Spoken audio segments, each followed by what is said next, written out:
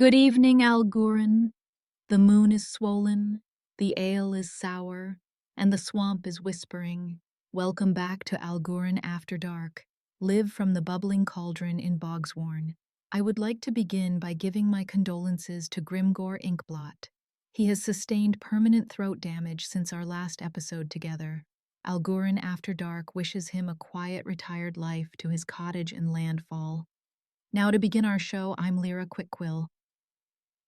And I'm Rook called a Vex. Grimgor's throat is gravel, so the network dragged me out of the gutter to hold the mic. Let's cut straight to the rot. We have a new sponsor for the show that already comes from my devilishly good smooth talking. Take it, Lira. Dawnspire Fire Dew.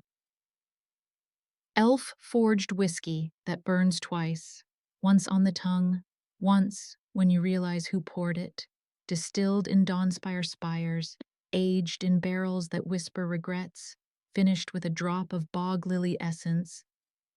One sip, and you'll spill secrets you didn't know you had. 2 sips, and you'll wake up owning half a city, or owing half your soul. Smooth as a halfling's grin. Sharp as the knife behind it. Fire Dew. The last drink you'll remember and the first debt you'll never forget. And with that, let's dive into the Stinkfoot Syndicate. 5 halflings, 3 artifacts, 1 blood-smeared hag package, and a family breakfast that could curdle blood. Where do we start? The bank. Nothing says responsible adventurers like depositing ancient relics in a private account under the name Noballs while also handling freshly blood-smeared packaged. Olmi is as crafty as he is weird. Olmi, Tilda, and Harry stroll in like they're dropping off laundry. Teller's sweating, looking for exceptions to not open the account, pulls out a rulebook the size of a tombstone. Tilda flashes the Noballs crest like it's a royal warrant. 25 gold for magical insurance. Fair enough. That's a down payment on a small estate, though. I think Tilda is a lot more wealthy than she lets on. Olmi tastes the air for lies with his tongue. Copper when someone fibs to him. Teller passes the test. The package? Addressed to Finda the Witch Hag.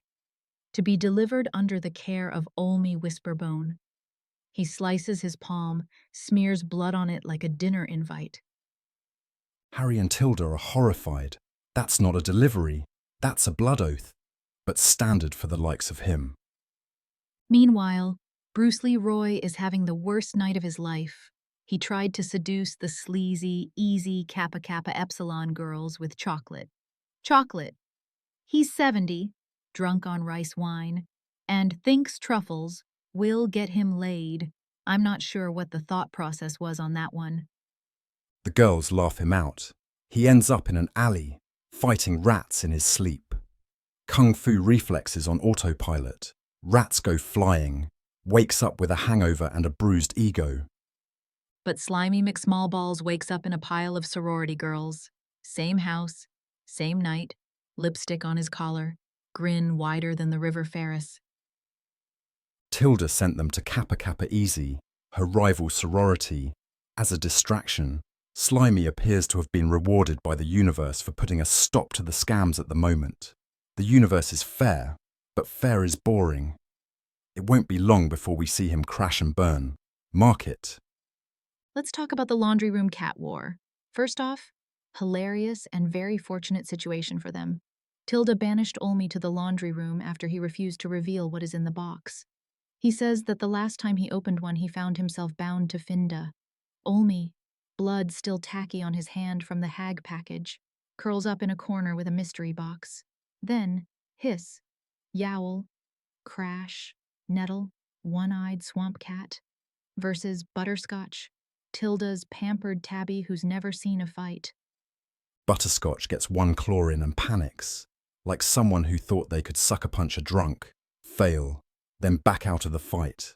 Nettles protecting Olmi and the box like it's the crown jewels. Olmi doesn't flinch, just tosses a good berry to the loser, patches the pipe with some guidance and heat metal, and goes back to sleep in the rafters.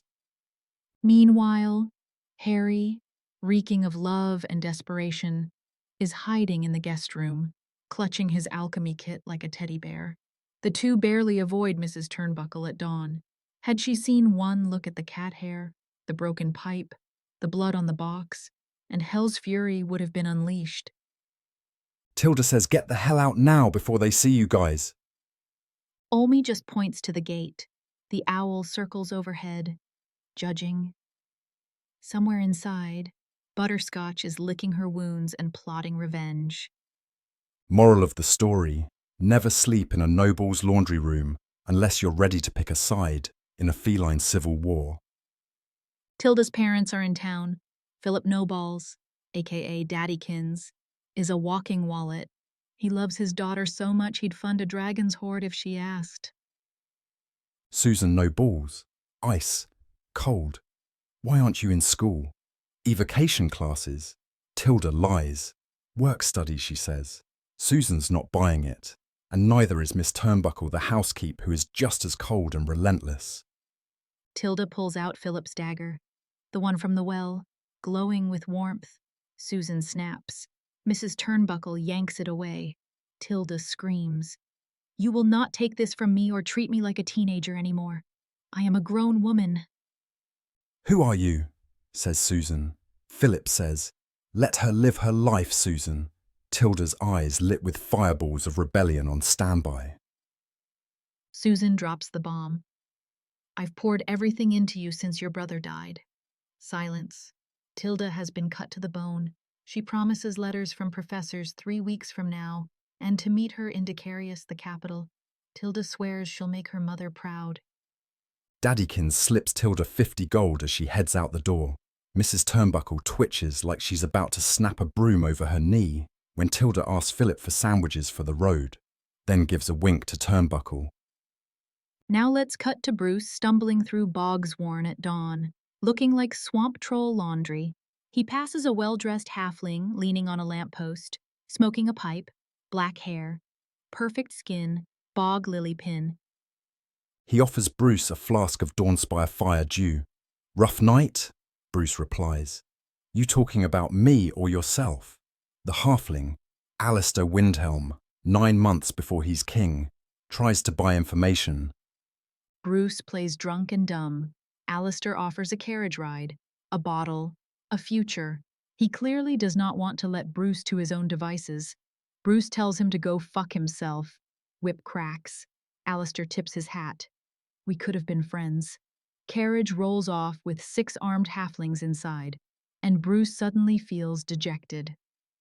That's baby Alistair, already building his empire one drunk monk at a time, clearly knows how to pull all the right strings. The bog lily is his calling card. The fire dew was his bait for Bruce. Bruce dodged indentured service by being too pathetic and drunk to recruit. Back at the Bubbling Cauldron, the syndicate reunites. Slimey's glowing and bounces a piece of chocolate of Bruce's forehead. Bruce is grim. Tilda conjures beer from thin air, lager variant Eldritch Blast, and hands Bruce a pint. Tilda debates if Mrs. Turnbuckle poisoned the sandwiches. Harry, smitten, offers to murder her. Slimey laughs so hard he chokes on ham and pesto. Harry has fallen so hard for Tilda at this point, he is willing to throw himself on any sword, any spear, even plot against the mage of Tilda's college. Perhaps the only sane one of the party has now found his blind spot, and I don't think Slimey is bright enough to help him out of it. Olmi eats half a sandwich, holds the other half up. Owl swoops in, grabs it, vanishes. Tavern freaks the hell out at this owl that appeared out of nowhere. That owl is Olmi's. Familiar, conjured, or trained, doesn't matter. He's got eyes in the rafters, ears in the shadows, and a blood-bound package for a hag. The Stinkfoot Syndicate just deposited 3 artifacts in a vault, smeared blood on a mystery box, and pissed off a sorority, a mother, and a future kingpin, all before lunch. Let's unpack this. This wasn't just a hangover, it was a powder keg. Tilda Noballs is growing up in real time. She lied to her mother, stood her ground, and meant it when she said, "I've grown." Susan's coldness isn't cruelty, It's fear. She lost a son. Tilda's is her last chance. Clearly, she is still hurting by the way she keeps herself at arm's distance. Philip's dagger isn't just a weapon. It's proof she's not the ditzy sorority girl anymore. She's a hero. Heroes don't get to go home unchanged. And now they have the warmth of Philip wherever Tilda shines it. Bruce Leroy is tragedy in a comedy mask. 70 years old, chasing glory in rice wine and sorority girls. Rats in the alley? That's his life. Fighting shadows while the world moves on. But when he cracked that whip at Alistair, that was ballsy. And I think we see a completely different landscape or shifting in the timelines if Bruce was not a professional drunk. Slimey is learning mercy, gave the locket back to the girl, handed Tilda the dagger, now wakes up in a pile of admirers. The swamp crowned him. The sorority anointed him. He's not surviving. He's thriving. And thriving in Bogsworn is a death sentence. I hope for Mr. so-called chosen one that it is quick. Harry is in love, head over heels. I'll kill Mrs. Turnbuckle. That's devotion. His stench pushes people away. Tilda pulls him close. He's the glue, the healer, brewing demigod like salvation in a cauldron of despair. Are we sure it wasn't a love potion he slipped, Tilda? Olmi Whisperbone is the wild card. Blood on the package, owl on command, cat fights in the laundry room, befriended butterscotch with a goodberry and placed a frog bone on her collar, fixed a pipe with heat metal, slept in a corner like a gargoyle. He's not weird. He's dangerous.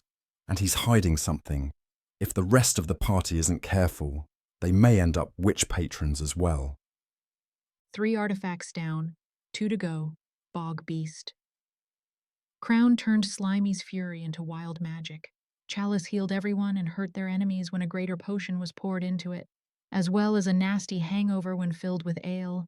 A mirror housed a false hydra wearing stolen faces. Now they're tucked safe in a vault under the Noballs and Bigglesworth names.